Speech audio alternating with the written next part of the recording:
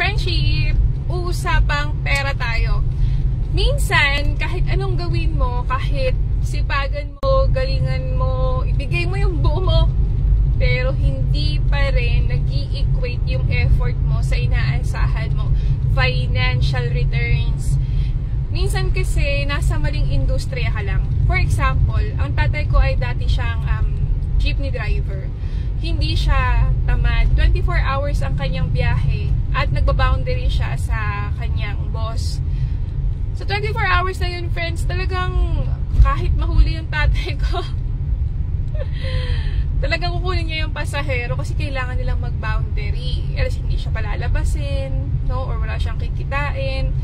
Sa years of service niya, 40 years, imposibleng hindi kami yumaman sa sipag ng tatay ko na yun.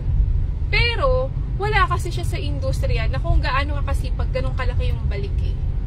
So, galingan niya, minsan may kita, minsan may wala, no? So, yung nanay ko, utang, malulubog kami sa utang, kikita siya, bababayad sa utang, utang na naman yung nanay ko, hindi na kami nakaahon sa hirap. Kaya ang sabi ko noon, bukas luluhod ang mga tala, charot. So, sabi ko, dapat ako, I have to change my ways. Kailangan ko mapunta sa isang industriya na kapag ginalingan ko, may balik sa akin. So, real estate yun, mga friendship. Kaya kung sa tingin mo, ang galing-galing mo na, pero wala pa rin balik sa'yo, naku friends, mag-apply ka na sa amin dahil hiring kami. Malay mo, matulungan ka namin mabago ang iyong buhay, no? Ang iyong future, habang tumutulong tayo sa ibang magkabahay na.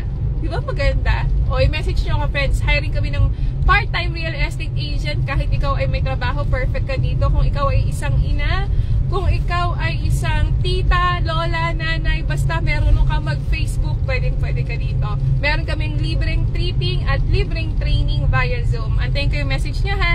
Bye!